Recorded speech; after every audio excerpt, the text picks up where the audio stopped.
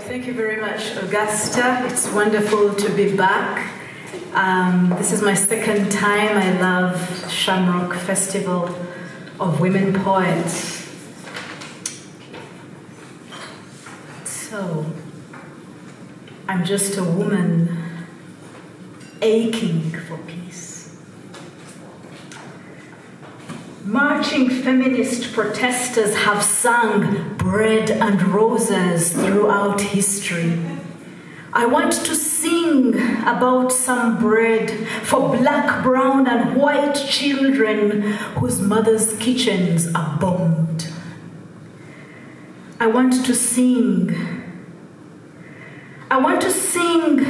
about the baking tins and spoons that sit under rubble mixed with shrapnel. Meager food supplies in the darkened kitchens are buried in homes demolished by soldiers' bombs. I want to sing for some bread for black, brown, and white children whose mothers sing them songs for supper as big bombs blast through the mealtime. Why do men in powerful suits pay soldiers to bomb the kitchens that bake bread for children? Why do men in power suits pay soldiers to bomb the kitchens that bake bread for children? Why do men in power suits forbid me from singing in the street protests against the bombing of bread in baking tins in darkened kitchens of mothers in war? I am just a woman aching for peace. Civil rights activists have sung, "We shall overcome someday" throughout history. I want to sing about overcoming today. Not some distant day, but today. Overcoming war today, overcoming apartheid today, overcoming genocide today, overcoming Holocaust today, overcoming ethnic cleansing today, overcoming bombs today, overcoming military violence today. Why do men in power suits still pay soldiers to bomb our world today? Why do men in powerful suits still pay soldiers to bomb our world today? Why do men in power suits ban me from protesting against war today? I'm just a woman aching for peace. Black African dissidents have cried, "Amandla!" And the oppressed masses replied, "Ngawetu." Indeed, Amandla, Ngawetu throughout history. Indeed, Amandla, the power is ours. The people, Ngawetu, the people have power for peace. The people have power over war. The people yearn for peace. The people will have peace. And I'm just a woman aching for peace.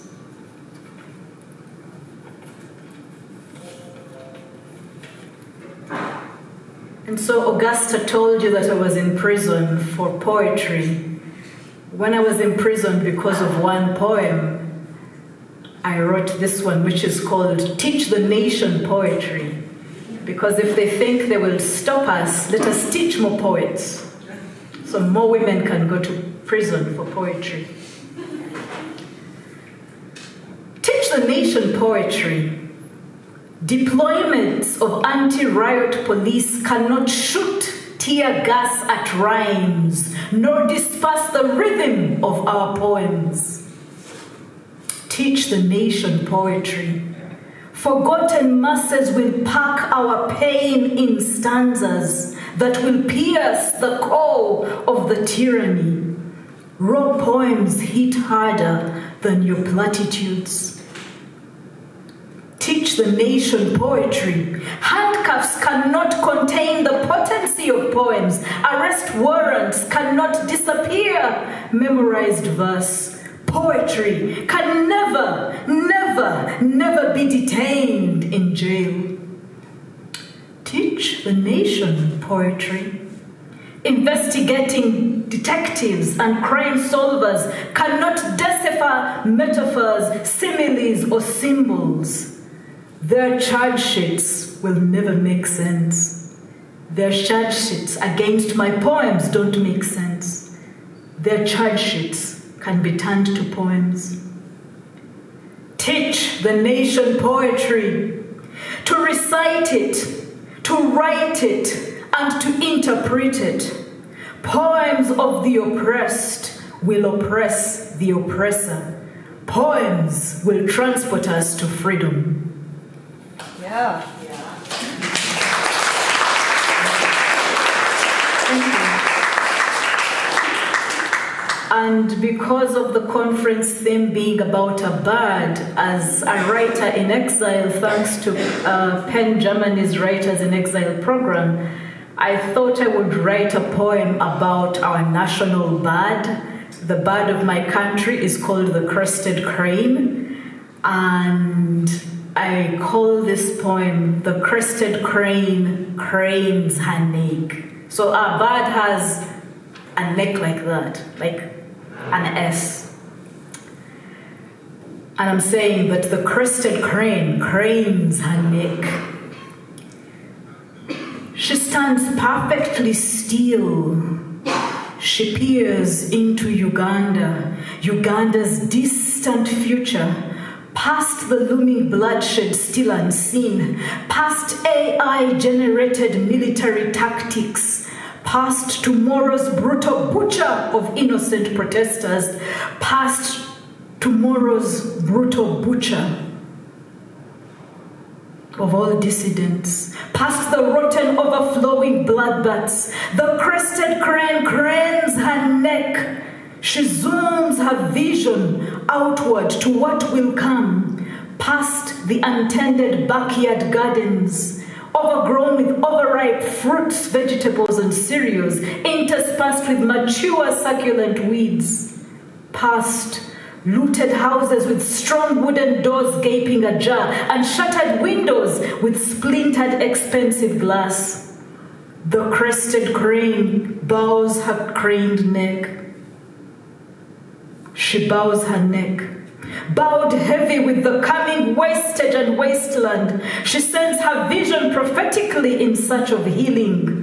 Past orphaned teenagers in crowded shelters, their maimed mothers long buried in mass graves, their disappeared fathers a routine distant ache. Their bombed homes will be squatting busy factories, past thick oil pipes and gigantic oil drums planted firmly on lands once holding sacred family burial grounds, where ancestors were once honored with song, food, and brew. Distant homelands where ancestors have dispersed.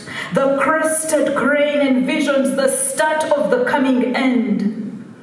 Her well-trained eyes read the future as history in libraries, past footnotes bearing today's old dictators' names, past the old dictators' handcuffed, imprisoned bones, past the old dictator's unmarked grave in a cemetery in exile, past the names of the old dictator's victors painted as street names.